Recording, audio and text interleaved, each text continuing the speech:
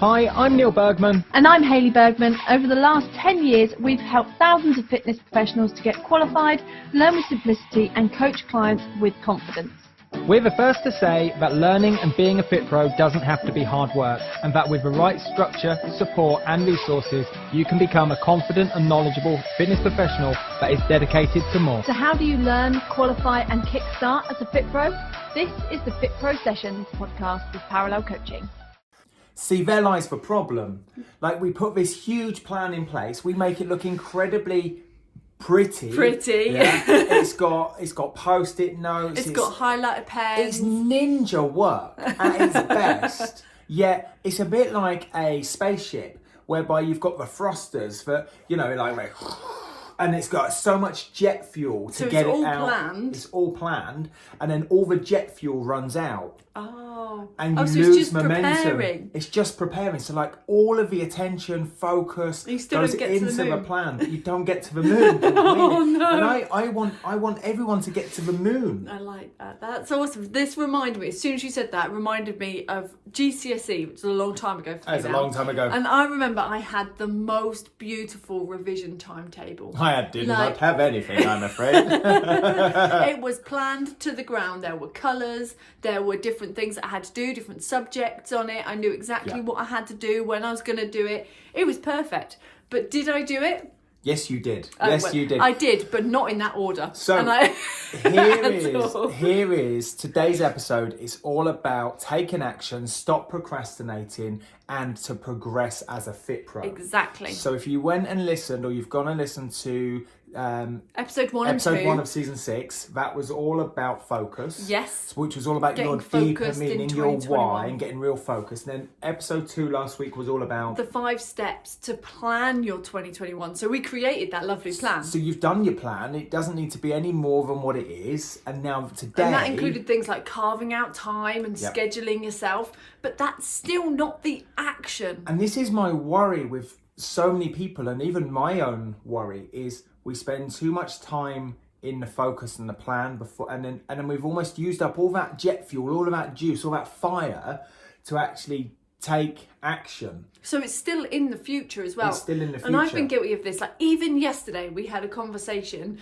whereby I was going to implement something new, and I was like, okay, well, yeah, that'll be implemented once I've planned it. So I'll just go and plan it. And there's like, no, it needs to be now. Like, it needs to start being a present thing, not something that you're going to plan and then do next week. You need to do it now. And that's what I think is like an inherent issue in so many areas of life, is that we're like, well, I'm going to sort out the mess I've already got, the backlog, and then I'm going to plan, and I'm going to move forwards with that plan, and we take action. It's like, I'll start on Monday syndrome.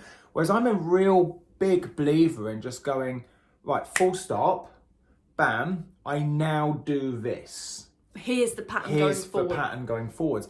I was talking to a client the other day. And this is what I do, not this is what I'm going to do. And like, there's this kind of almost like relatively new client, and there's this kind of like backstory of like this karmic loop of like constantly putting a plan in place for, this is when we're going to go and do our shop. This is what I'm going to shop, and these are going to be my meals. Okay, yeah. And I'm like, okay, but when do we take action on all of those? Like, I get that the plan is important, but actually there's nothing better than just taking action and going, tonight's meal is going to be X. Tomorrow's meal is going to be X. Yeah. Do I need to go downstairs right now and get something out of the fridge and the freezer to make tonight's meal X? As opposed to going, I'm going to put this nice elaborate... Because it's the feelings you get from putting the plan in place negate from the action. And so... Well, it feels like you've taken... I'm guilty of this so much. Like, it feels like you've taken action. I've done that now because I've planned it. Because you've planned it. Tick. Planned it. Tick. But I've not actually, like you said, the spaceship's not lifted. The spaceship is lifted. The plan is, in my analogy, completely. The plan is like the spaceship is actually lifted. It's out of the runners. It's out of its whatever it's standing on. It's actually in the air. Yeah. But there's so much jet fuel and focus into the plan, right, that you're not left with any jet fuel to take action. So what I'm just saying here is use as much of that early stage jet fuel in the action. Yeah. Like 100% get the plan done, but the plan, like the likelihood of the plan working out I don't know. Maybe it's going to be the best plan and it does all fall into place. Yeah. Or maybe you put a plan in place and none of it happens. But you're never going to know whether the plan works until you take action. So I love putting a plan in place. Like you can see around us right now in your office. There's a lot of plans. There's a lot of plans. But all of those plans are built upon previous plans. Well, they're organic and they continually change. But I don't know if that plan's going to work until I genuinely start taking meaningful action that gives me a result and I can look at data. Well, we've had this conversation inside our fitness business Kickstarter sprint that we've been doing this month. And they're all loads of learners all working towards, they're all qualified Fit Pros working towards their first launch of their business. Yeah. And up until now, there's been a lot of planning going on. Yeah. But it's the things that relate to action that people happily delay. I'm not ready for that yet. I'm just going to replan this. It's not perfect yet. I'm going to replan this. It's not perfect I think once yet. you start but taking... you don't know until you've taken the action. Then you can do draft 1, version 1, version 2, version 3, version 4, but only on the feedback of the action. And that's where like the fear of failure comes in, because if I plan and plan and plan and then I take action and it doesn't work, it failed. And so there's this fear of failure that you put all this time, energy, effort and jet fuel into it and then it didn't pull off. Whereas actually there's a huge learning curve from that, not just in the plan, but in terms of the taking action. Yes. Which is okay. Yeah, exactly. So actually by going and taking the action, you can now go, next time I need more fuel. Well, not even next time I need to press go quicker. Well, you can only ever have 100% of fuel, right? Okay, cool. You can't have more fuel. You can't ever. I don't think you can ever get more. You can only ever have 100%. You're only 100% full. You're only 100% full. So what I'm saying is apply, instead of applying 99% of your energy, time and focus into the plan, and you've only got 1% it's action, the ratio. It's actually going, well, let's put 10% into the plan and have 90% in the action. Oh, I like it. Do you see what I mean? Yeah. Now, we've got 3 steps that'll help with this as well. Yes. Now, these 3 steps are our map to basically taking action. Well, I think what this will do is it will stop that procrastination. It will stop that procrastination. Yeah. I think so many people fall in love with the process. So many people fall in love with the plan, like the planning stage, as opposed to falling in love with taking action and falling in love with failing. Well, for me, I think a plan is safe because you feel like you've taken action, but you've not got any of the risk of any failure because you've not actually done it. So I totally understand if you're one of those people that are standing there going, but I like planning, it's nice. Yes, it is, it's very comfy because you haven't taken any action, there's no risk, there's no part of it that makes you feel like you've actually going to fail at any point. Because like you said, the spaceship hasn't actually made any motion yet. So quite often we'll over-egg the plan because it's safe. And it means that then you can delay the starting of the doing, which means that you stay in the safe bit for longer before you kind of have to do the risky bit, the action. I'm going to try and get my words out properly here as well, because we did focus in week 1, and then last week we did plan, and now we're in week 3. So we're almost by the time you listen to this, it will be the 21st. It will be exactly 3 weeks into January. And so if you look at that and you think, well, actually, I've been following along and I've done my plan, and I've got focused. You're now 21 days in, but you're yet to take action. And I think there lies a bit of another problem in terms of the time frame between all of this as well. Because actually, like, if we go back to like Monday just gone, which was Monday the 19th, it was supposedly Blue Monday, which is apparently the most depressing day of the year. Oh, okay. Okay, that's what it's seen as, Blue Monday. Right. Okay, which is I think either the 3rd Monday or the 19th of something like January. It's not very cheery, It's not very cheery at all. And so what you see is like a lot of people, and last Saturday was the point in which the biggest dropout of New Year resolutions was as well. Okay. Nice. So what you naturally see is like New Year's, like yeah, let's go. I've got my plan. I'm going to the gym. Got your thrusters on. I've got my thrusters on. And you're burning and you've got all this massive action or more action planning. Yeah. Okay, I'm going to go here. I'm going to shop here. Get this done. Got my new trainers. I'm ready to go to the gym. This is like dose delayed response of like huge thrust, and then it kind of, for those of you on screen now watching or listening, just imagine like this huge thrust or this curve going upwards, and all of a sudden it hits like the 3rd week of January, and it's like I've hit the peak, and now it's like boom, straight down the other side. So my worry for a lot of people is that they've put too much focus into the plan, Right. okay, and there's not enough fuel left for the thrust in the action, Yeah. but also the time frame of that as well, in terms of how it takes 21 days to build a habit, and now we're on like day 21, or supposedly, do you know what I mean? Like, it takes time to build a habit, and now we're at day 21. We might not have even started yet. We might not have even started yet. So we're at this kind of like real kind of teeter-totter stage of procrastination, because we're 3 weeks into the year and we've run out of thrust already. Which is fatiguing. So you're kind of at that point where you've done, it feels like you've done a lot, but really in reality you've probably spent longer planning or preparing on what you're going to do. You get fatigued from it, your energy goes low. So the actions you take to remedy that now, like, because we can't change what we've done now. No, completely. So actually, rather than going, oh, sod it, I'll leave it for another year, we're saying like, how can we take action in an efficient way so that actually it is more sustainable over time, and that it means that we plan it, we take action, we plan it, we take action, we plan it, we take action, so that it's continual. Now, the only other thing I'm going to add to this before we jump into three things is, once you've put your plan in place, you've got to have enough jet fuel, enough thrust to take action. Yeah. But the difference, or there's a very clear point between somebody putting a plan in place and somebody then taking action. Yes. And that's a commitment to the decision of that plan. Ooh. Yeah. Do you know what I mean? I like this plan, I'm doing it. I like this plan, I'm doing it. So, like, every month, like, if... That was a bit shuddery for me, the commitment of the decision of doing the plan. Doing the plan. So, right now, obviously, you can't see on screen, but to the right of Hayley, by about a metre, like, literally, Hayley can put a hand on it. I've got all of the plans, what I call the Holy Grail, towards our social media, all of our marketing, for the last, over there, 18 months. Okay? And to the left of me, I've got January's one. And I'm just following that plan. Now, do I know that's going to work? I don't know. It's just going to give me data. And every day I look at key performance indicators that tell me, am I on track or am I on plan? Nice. And for those of you that are interested, we're actually having our highest performing month from a stat perspective on many of those key performing indicators. And every month it goes up, and some parts of the month it declines. So I'm like, okay, can I tweak it in the moment? It's not that it's that's good. Yeah, but I need to. There you go. So, for example, on this plan, in order to get those stats, I needed to make a commitment and decide and say, there is the plan.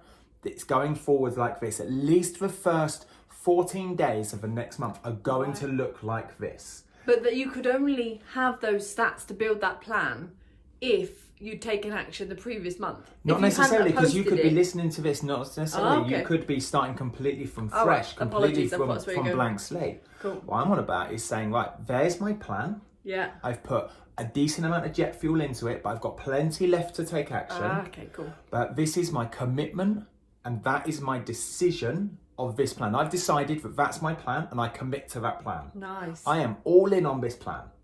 And I don't know if it's going to work or not, but I'm all in, and that's my decision. I think that's what a lot of people, at the end of their planning, are like, is it going to work? What happens if it fails? But also on the flip side of that, what happens if it works? Like, what happens if I pull this off and I get 20 new clients? Gives you a scarier problem, right? That's goosebumping. Because you're like, I got a new problem. Yeah. How do I fulfill this? How do I fit them in? Is my plan going to work? Am I good? And then you get all of these doubts. Am I good enough? What happens if they ask me a question I don't know the answer to? What if a client asks this? Am I going to be out? What happens if a client reaches out? And what if they get bored? What if they have an injury? What if they don't like this food? And you're like, oh, wow. Different set of questions. So actually, by deciding and committing to the decision you've made, you're either committing and deciding to it failing, or committing and deciding to it working and pulling off. Both of which lead to an element of fear. Yeah, well, it'd be scary regardless because it's different. Completely. It's a new commitment. It's a new decision. Completely. So, like, if I rewind, let's just say to Inside Parallel to say 2013, we didn't do anything for, let's just say, for Black Friday weekend. So the last weekend of November, where typically there's like a sale on. We didn't do anything. No. And I saw other companies do loads of things. I'm like, okay, that's interesting. We totally missed the mark. I didn't plan for that. And my bad. So I missed that opportunity. Yeah. The next year we did it, And I was like, we put a plan in place, we committed, we took action, and we pulled off an okay-ish result from memory. Good. Last year, as in the 2020. onboard of clients was over 100 learners a day for 4 days. Like almost 400 learners enrolled on different courses in 4 days. A much bigger launch of that And so campaign. but that came from a commitment and a decision to pre-plan 6 to 8 weeks in advance, leave breadcrumbs along the way to build up excitement, build up curiosity, and bam, they felt that in the marketplace. Yeah, nice. And then the onboarding, but if I hadn't have had that commitment or decision of like, if this pulls off, what would be the result? Am I ready for that? Can I deal with that? Oh, nice. Can I fulfill with am that? I happy with the good outcome of this? And that's for fear of success. What happens if this doesn't work? Am I prepared for the fear of failure? Do you see what I'm... Those fear of success and fear of failure are probably the two biggest things that stop people from taking action. You've got to go back to week 1 of this podcast, okay? So season 6, get focused, because that's the jet fuel is your why. Yeah. I feel really passionate today. You are. Like the jet, like if you want, like Hayley said, you want to get to the moon. You want to get to the moon, and you need more jet fuel. It's not that you need more jet fuel. You'll only ever have 100%. But if you want the deep down, bam, 100%, you got to figure out like why do you want this? Like really, what is it? And that's also knowing where you're heading towards. So like that's exciting to go, right, I'm traveling to the moon on my spaceship. What's that old saying? Like shoot, aim for the stars and shoot for the moon. Or something like that. Aim for the moon and aim for the stars and you might hit the moon or something like that. Yeah. But you've got to go, right, I'm shooting for the moon. I'm shooting for the moon here. I'm shooting for Saturn. There's a reason I want to be there. There's a reason why I want to be on Mars. This is my purpose. Yeah, completely. And the more jet fuel you have there, you can then go into your plan and go, well, bam it. I'm committing to this plan. That's my decision. That's what I'm doing. Here's the carving out the time. And now it's about why it's important. I am prepared for success. I'm prepared for failure. And let's go. Let's take action. Nice. Because the moment you start taking action, you can start to get feedback. Feedback from various social platforms in terms of insights. You can get feedback from prospects. You can get feedback from your marketing, your advertising, your sales calls. You can get feedback from mystery shoppers. You could get feedback from family, friends, work colleagues. You can get feedback but that feedback is only of the thing that exists. And so of you taking action. Exactly. So it shooting has for the to moon. have action. Yeah. It's like you can get feedback on as you're going towards the moon to say you're going to be off course slightly, but at least then you know how to bring it back in time. It's too late. and you might, as you're taking action and this kind of fear of failure or fear of success, it's like, well, what happens if it doesn't work? What do I do? And you're like, I'm sitting there and go, I don't know the answer to that. And this is what my coach says to me is we don't need to know all of the hows. Nice. Because when you decide and say, right, that's my plan, I decide on that plan, I commit to that plan and you start taking action, you're now going to have a new set of questions, a new set of possible answers. Yeah. And it's not until you start to get success or you start to get failure that those questions start to present themselves. Yeah. So you might go, well, you don't know those questions. You don't know what you don't know right now. Nice. But until you take action, you're like, well, I'm out of the ozone layer now. You're like, there's a lot of turbulence. What do I do? You're like, well, We've never flown this We've never flown this before. We've never flown outside this far before. I don't know. And so I'm going to say you're going to wing it in the best possible plan possible. Yeah. My spaceship's still intact. All of the dials say everything's all still good. We're still safe. We're still on effective. track. We're still on track. I'm not losing bolts off the side of the spaceship. Yeah, completely. Let's keep going. Yeah. Yeah. And you're not winging it in terms of that's a bad thing. I see people say, well, that would be a negative thing. It's not. You almost don't know the obstacle that's going to arise until you right get now, there. some of the stats that I've got on, say, let's just take Facebook as in terms of moving that forwards and YouTube. We're in a position where we've not had this before, or it's the best it's been. So I'm kind of sitting here going, well, how do I make that better again? Yeah. And I'm winging it. How do you know what the next thing is? The next thing is I'm literally winging it. But I'm not winging it based on, I don't know what I'm doing. You still know what you want. I still know what I want. But you don't know what each individual problem will be. No, I don't know the questions. And that's why I get a coach. And that's why I've got to get better answers. Because, and then I look back guidance along that. At the trajectory where I've come from in the last, say, 12 months. And go, well, we did X here, Y here, Z there, and that led on this path. Now we're going at slightly steeper, so we're back at A, B, and C. Well, what happens and you start to ask different, better, world-class questions. I like that. But you can't get there if you're not prepared for success. And you're not prepared for And you're failure. not prepared for failure. So those are two parts that you need to understand is be prepared for success, prepared for failure, and have a plan in place. But don't spend so long on the plan that you are basically all out of energy And it's like, and what happens if fatigue. it fails now? I'm like, And that's fine, because I know, like, and I'm going to jump into your 3 points, I know you're buzzing for those, is the faster I fail, I get a really powerful set of questions. Yes. So like I listened to something this morning, it said 97% of something worked. And so my initial conversation in my head was, well, what about the 3%? What's the 3%? 3% that didn't work. Because the 3% that didn't work could have led to a 98% that did work. So when you hit a failure point, it's, you know, a classic like cheesy saying of like, is it a failure or is it a lesson? Well, actually, no, it's a failure. And that's a good thing. Yeah, let's not dress this failure up as a so you don't need to shine it up. I don't need to shine it up. I don't need to go, well, but it was a failure and everyone, we learn from a failure and yada, yada, yada. It's like, we failed. Yeah. And I like it.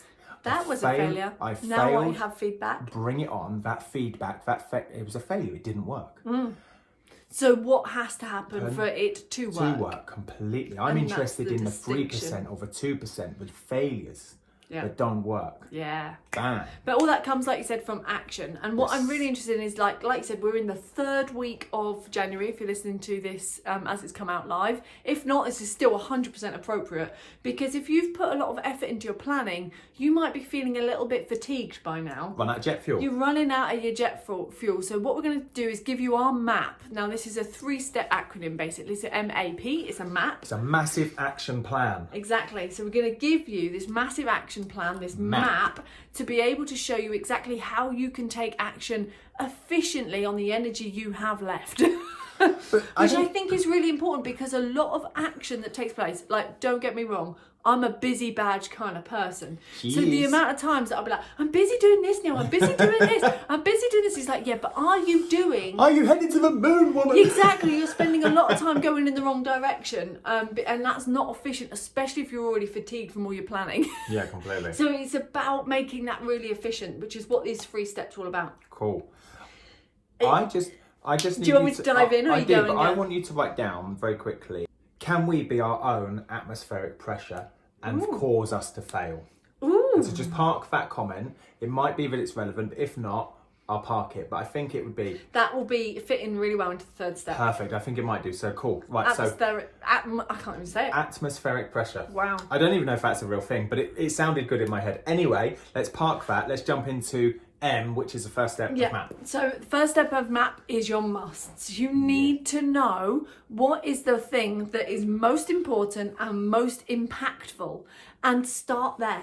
So if you're low on energy, you're low on jet fuel. I was like, what fuel is it called? Low on jet fuel. Aviation fuel. You're fatigued from your planning. You're a bit daunted about taking action. You're a bit scared of success. You're a bit scared of failure. But if you focus on the things that are important and impactful, and not necessarily the things that are urgent or that are unimportant, but you can then go, actually, I'm putting my time in the right space. So let's give us some 2 parts to this. So let's look at it from a revision very quickly. What must I do? So if passing your exam is on the moon, okay, and I've got to go from Earth to the moon in the straightest, fastest line possible, what must I do today that keeps me on this straight line? Yeah. So that might be, I must revise for half an hour. Yeah. I must revise where I left off from. Yeah. I must have a 5-minute aims and objectives session at the beginning of my session. I must cover all of the syllabus eventually. So how have I chunked that down? Completely. I must do the heart valves. I must learn about the muscle origins. And then at the end, I must recap what I've learned today, and I must test myself. It could also be, I must let other people in my house know that I intend to revise. I must schedule that in for a very particular time so I'm uninterrupted around the busyness of the home and homeschooling.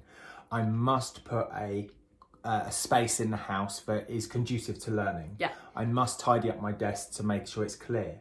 I must make sure I've got a quiet spot. Cool. So this bit now, this is giving a little bit of a list, whereas inside that list, let's just say that that's the list you have. Yeah. And you go, right, Perfect. part I see of where my you're going. revision is having the perfect workspace. The other part is making sure all the washing is done, making sure that the kitchen is clean, and then then I can crack on. I can revise. Now think back, what is the things that help you get closer to the moon? It's not having a clean kitchen.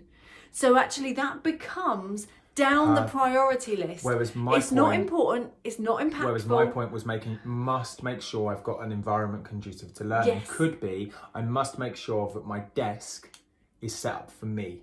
Yeah. I must make sure I've got a quiet spot in the house just for me to revise. But so knowing that all the time and about energy revision you take on that shouldn't be your biggest amount of time and energy because you don't have this infinite resource of it. So one thing that I always find is a really good delay tactic for me is that I end up doing other things that are less important, but I might be able to justify as being important. It's a plausible justification. So really think about, how do I tick off early on these musts? What These are the things big of like things that get you closer? So from a, say, newly qualified FITPRO that wants to get their first few clients, ultimately, what must happen to get found in the marketplace, for marketplace being online or offline? What must I do to create a meaningful conversation? What must I do to, in that conversation, to tip for balance, this teeter-totter towards a sale? Yeah. What must I do to Take the sale and collect the monies? Onboard the client. And what must I do to onboard the client if that's what you want to do to get going?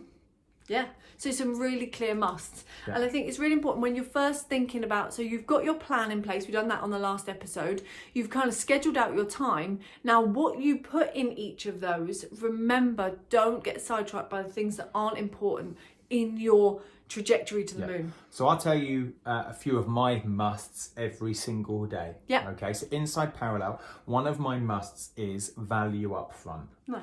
So every day I plan a number of contact points on different social platforms, online and offline, which are all about adding value without the expectation of anything in return. That's nice. Okay, that is a must for me. That's your must. So I must do a Facebook Live. Yeah. Even if no one listens. I must put a mock question out, even if no one answers. Yeah. I must put a couple of blogs out that I know are relevant to the marketplace and that people are asking for. Answers people's questions. And answers people's question.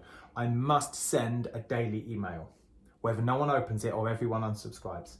Because I know if I keep adding value as a must, okay, I'm adding value to the marketplace. Yeah, nice. And I don't expect anything in return. So when you do those musts, do you leave them until the end of the day or do you get them done first thing? I'm going to say 4 out of the 7 days, a lot of those musts from an actual action perspective. Yes, nice. Okay. So, I mean the action of creating are that. done before I've even hit the shower of a morning. Awesome. This is kind of the point I wanted to make on this first step is if you get your must done first, And that- you've used your energy where it's And that most doesn't needed. need to be that you have to do the same. No. I'm an early bird. I'm a morning owl. Okay. And then what I will do with other things in terms of actual taking action, there'll be 1 day a week. For example, on Monday this week, I locked up most of next week. So I must be almost a week in advance of my musts. So that if life throws me curveballs or I'm not feeling it or I'm slowly running out of jet The fuel, action's already taken. the action and the ripple effect in the marketplace on my must is there regardless of me being there. I like that. Does that make sense? Yeah, exactly. Any must that you do? Must that I do, I send my daily email. Yeah. That's really important. I do a sales summary and an accounting summary. I always go back through the accounts and check for payment plans and things like that. So I've got a few specific tasks that I do. I get back to messages and things. Yeah. Now I like to do those musts first thing, and also any leads that I need to follow up, they all go in my must pile. So they're things that I've got to do. They're important. They are directly related to us getting to the moon. None of that, like things that I like doing, for example, I don't know, what do I like doing? But like, let's say creating, I don't mind writing a blog, for example. That's quite fun for me. I quite like that. It's creative and I can just sit there and write a blog, but it's not necessarily the must unless it gets really late for me to be able to do it. So So actually, I need to do it at some point. Yeah. But if I went and just done that without having doing my actual important, most impactful musts, That's it. my impactful musts don't get done, and I end up just doing the fun stuff. So inside your revision or inside your FITPRO business to progress, wherever you are, think about what's most impactful towards my goal and what must happen today in order to get me to tomorrow. What's the prerequisite? That's the first bit. What's the prerequisite of today that allows me to action tomorrow? And then what would be the prerequisite of that taking action tomorrow for the next day and the next day and the next day? What I love about this step is it cuts out overwhelm. So overwhelm is I don't know where to start. If you've got all of your stuff planned out and you're like, I don't know where to start on this, start at the most important, most impactful thing. And just start. Just do that. And just do what you can in the time given. Yeah, so like some mornings my musts take an hour, some mornings they take 45 minutes, and other days they take half an hour. Some days when we say, for example, have to get out of the house for whatever reason, obviously not at the moment in lockdown in England, but let's say, for example, we have to do our musts and we are going to Milton Keynes that day, I will get it done well quick. Completely. So it's not about having a time frame or having a particular, it's what can I do to take action right now, even if I've only got 20 minutes. Yeah, I like that. Towards my most impactful and must tasks. Yeah. Cool. So there's M for map. Yeah, exactly. Then M was must. A is accountability. Cool. I think is the biggest key to being able to unlock your action. Well, I said this morning on a Facebook Live, I genuinely know and believe this to be fact. Yeah, and you can argue with me till you're blue in the teeth. Is that what I'm saying? Blue in the teeth. Blue in the teeth. I don't know. Sounds good. Sounds good. That you're selling something else. But I know that the number one thing you're selling two things as a FITPRO. And same it's blue in the face. Blue in the face. Or to the back of your teeth. I don't mind. But is you're selling a result. Yeah. And you're selling accountability for the client to take action upon the result. To get there. And accountability is absolutely the fundamental behind every FITPRO success. That's the number one thing you're selling. That and the result. They're like level pegging. Accountability and results, two things. Exactly. And the accountability I'd like to see. Did the client do what they said they were going to do? Did you do what is in your plan? You've planned. That's so important. Did you do it? Yes or no? It's a dichotomy. It becomes a yes or a no. And you've got a really nice analogy, and I swear we've used this on the podcast before, but this is like if you imagine an open water swim or part of a triathlon, whereby you're swimming in one direction, and as a result you've got your head down, you're underwater, and you can't really see where the track is that you're following, so where all the buoys are that you're following towards. The buoys in the water. But what you do have is kayakers that are positioned on the outside, beating their paddles on the water to say you're off track, you're going off track. You're too far out of course. They're holding you accountable to the route you said you were going to take. Yeah. And if you don't take that route, they're there to say, get back on track. Well, the actual race itself is accountability. The start gun goes off at 9 o'clock on Saturday, the 5th of April, for example, yeah? And you're like, well, I've got to be there. And you know what, I've done a lot of running races, right? I know when I've stood on that line and gone, I'm ready. And I've also stood on that line and gone, I'm not ready. I don't think there's any grey areas. You either are ready or you're not ready. You're not like, I could have done more, I could have done this or that. You're like, what you're really saying is you're not ready. Yeah. Did you take enough action?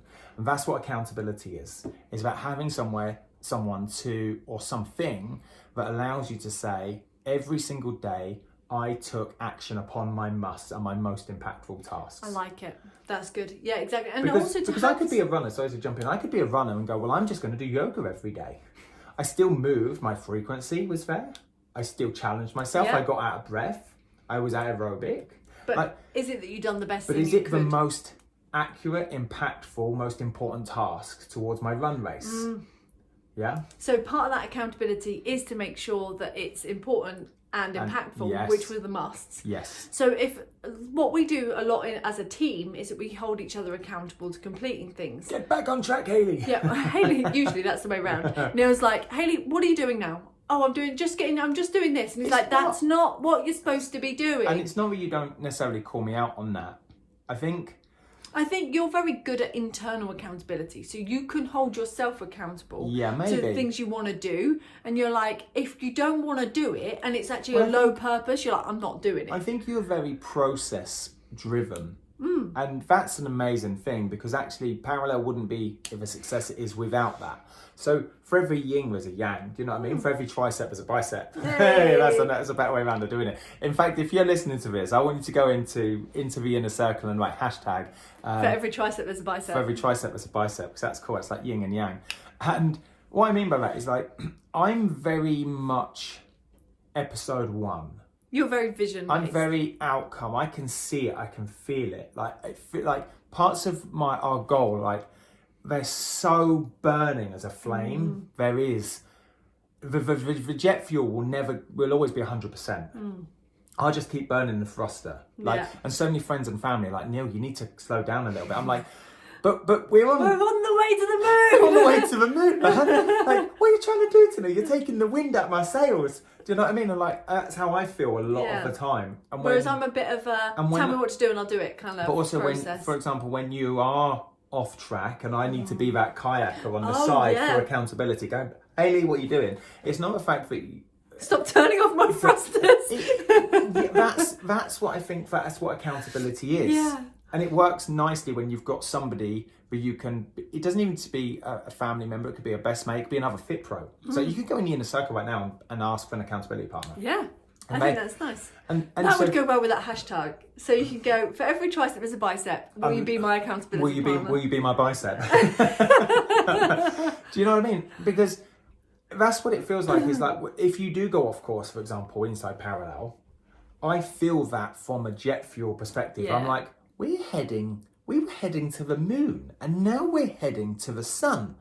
Like now it seems like we're doing a full circle. It feels like we're the other side of the earth, and I can no longer see the moon. And that's what I find when it helps me hold you accountable. Does that make sense? Because I can feel that vision. I get close, get back on track. And Which I think that's is the what same accountability for is. A FITPRO working with their client.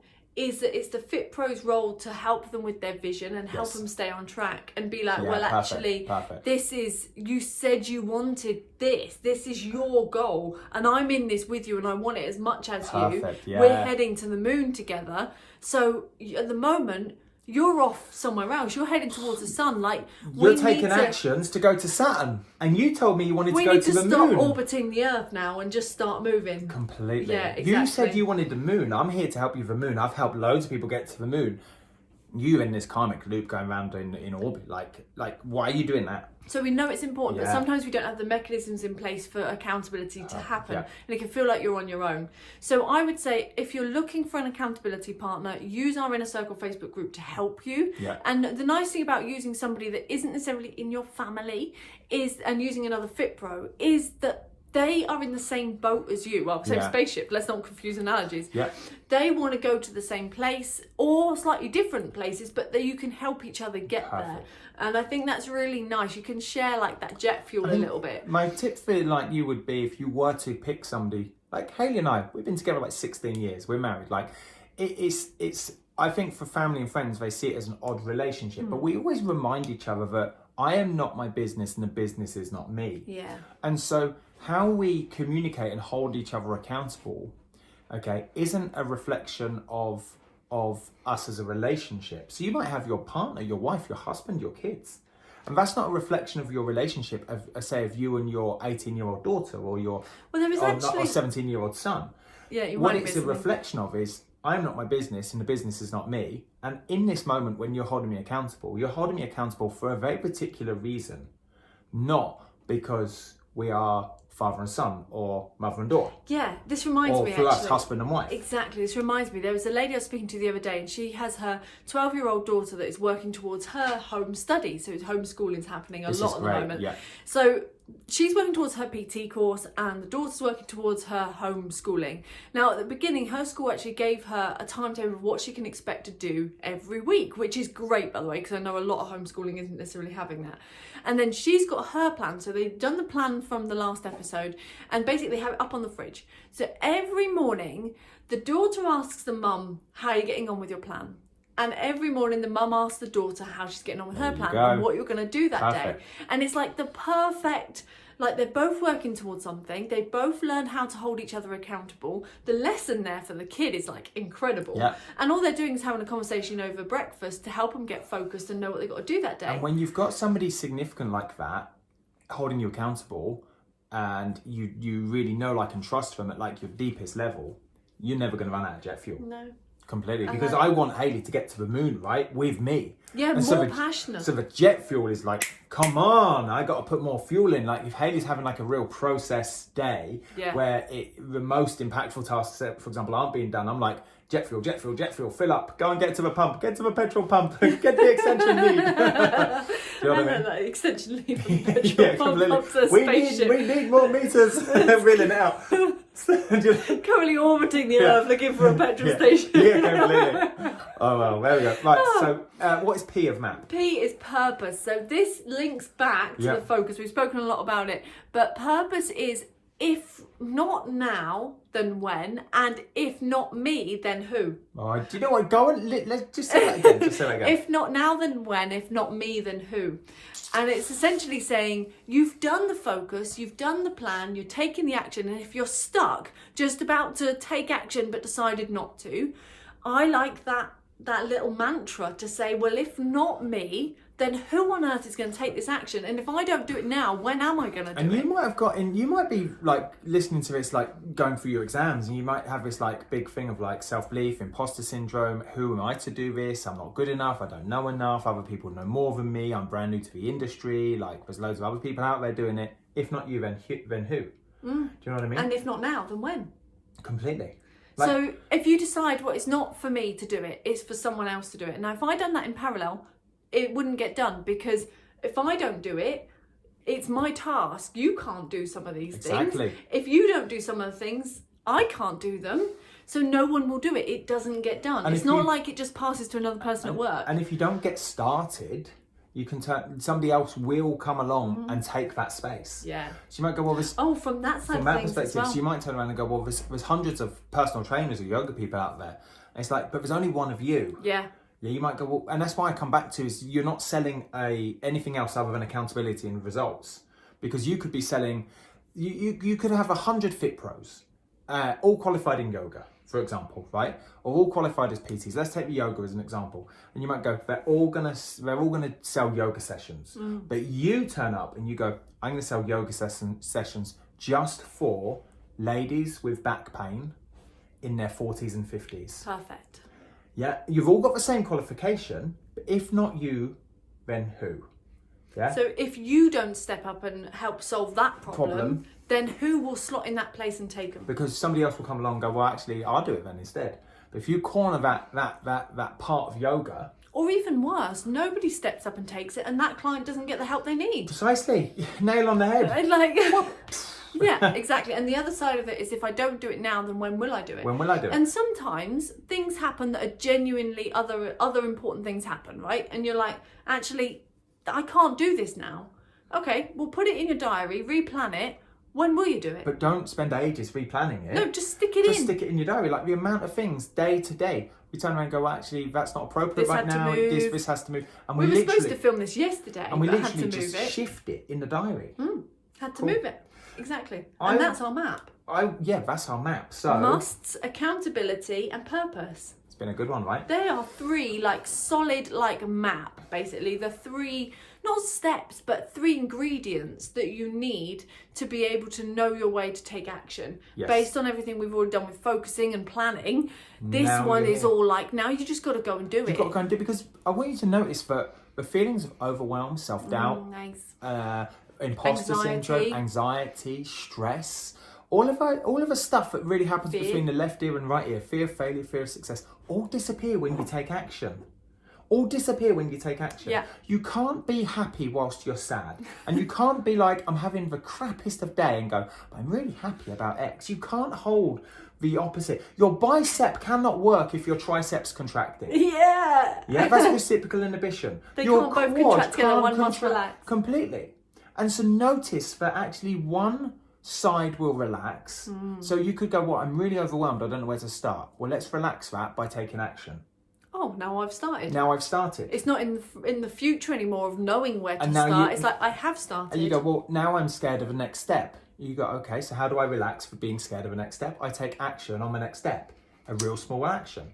And so it's you're not scary. always trying to, dare I say, apply reciprocal inhibition to It's kind everything. And action's kind of like the perfect antagonist to all of it. Yeah, completely. It's not like, well, it only works against one thing. Action literally works against everything. It's dispersed. Yeah. Now, I wanted to quickly return back to, and I think this links quite nicely here as well. Oh, yeah, because you asked me Because to we had talk about this kind of fear of failure and fear of success. And getting to this point, if I do take action, okay, I'm gonna either pull off the result and get what I want. I'm gonna land on the moon, or I'm going to aim for the moon and I shoot for by shooting for the stars and I land on somewhere else. Some sort of meteorite. I land on Halley's comment. Hey. Yeah. And what I want to kind of add another piece to this puzzle is I deliberately go out to cause some high turbulence, deliberate atmospheric pressure. Okay? In a good way. In a good way. AKA, can I break the spaceship?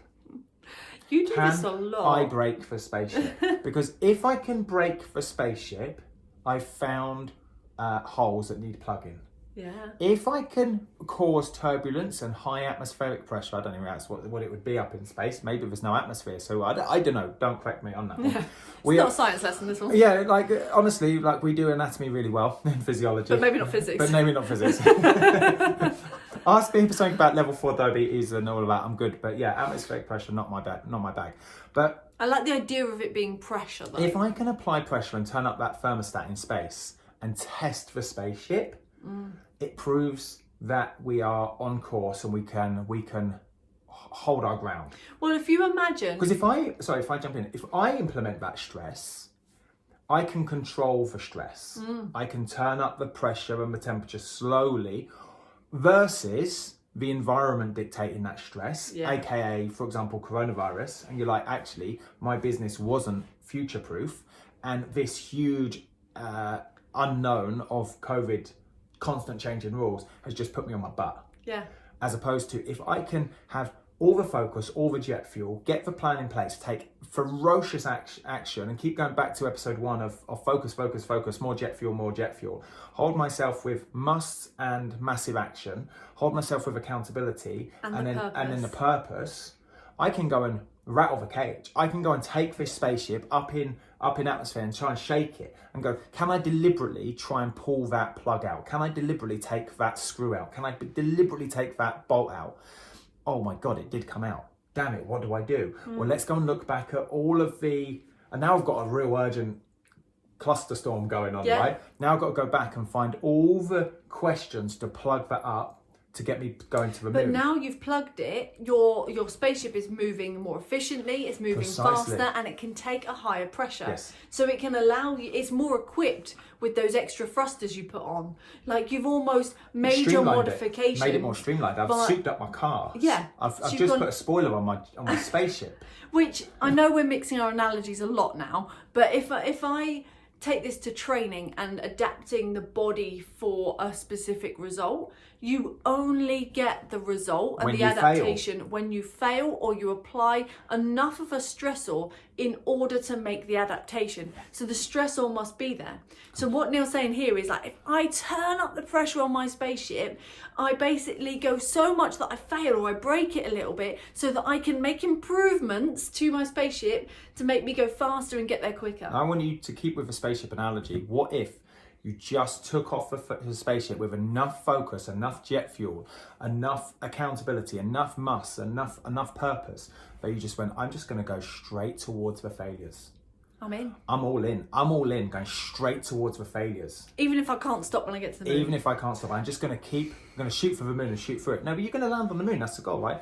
So what I'm on about is like, I'm just shooting for failures all the time. Nice. All the time I'm shooting for failures. And you do that not by relaxing off the throttle, but actually more going straight towards them. So our coach has this hashtag lean in. So lean in towards it, and you go, I know I'm going to fail, and I know that this bolt will come out, and I'm going to deliberately take the bolt out, and I'm going to see if it fails. Oh, it didn't fail. Cool. Put the bolt back in. We start Don't to need to find dig out that. the capacity, the capabilities of what it is you're working with. But you don't know that if you don't test it. But if you're procrastinating so much because you're fearing failure, actually the one thing that's going to get you to where your success is through experiencing as many failures as possible. And that's a good thing, right? Yeah, really good. Wow. I'm glad you added an atmospheric There we pressure. go. If that's We what it should is. have made that P. Yeah, we could have done. I don't know. Pressure. So let's Anyway, have a getting recap. confusing now. Hopefully you've really enjoyed this one. If you Yeah. have, drop us a 5-star review below in iTunes. Obviously other platforms don't allow that. But on YouTube, you could just drop a comment, I suppose, or a thumbs up. Go take action and leave us a Subscribe. review if you haven't already. And of course, head over It's to our important. inner circle. The links are below. Whatever platform you're listening on this, come and join us and put hashtag Every bicep has a tricep. every bicep has a tricep. Ask for an accountability partner, okay, and keep that going. Outside of that, like we that. really would like to know What action you're taking. Action you're going to take, because it's all very well listening to this. You might go, "It's all great. I really enjoy it. It's all interesting. I enjoy it in the car. fact, I like it when I'm running." But actually, I really want you to land on the moon, man. I really want you to land on the moon. In fact, I don't want you to tell me what action you're going to take. Tell me what action you did take. Exactly. Yes. I want you to finish listening to this, go take the action on the thing, And tell us. and then tell us, thank you, as a result, I took did. action on this. Boom. That's what I want. That's the accountability we want, not that I'm going to, because it's too anxious. It's still planning. You're still planning. Tell us what you did do, and we will see you bright and breezy next week for the final episode, number 4 of season 6. See you later. Bye. Hi, I'm Neil Bergman. And I'm Hayley Bergman. Over the last 10 years, we've helped thousands of fitness professionals to get qualified, learn with simplicity, and coach clients with confidence. We're the first to say that learning and being a fit pro doesn't have to be hard work, and that with the right structure, support and resources, you can become a confident and knowledgeable fitness professional that is dedicated to more. So how do you learn, qualify and kickstart as a Fit Pro? This is the FITPRO Session Podcast with Parallel Coaching.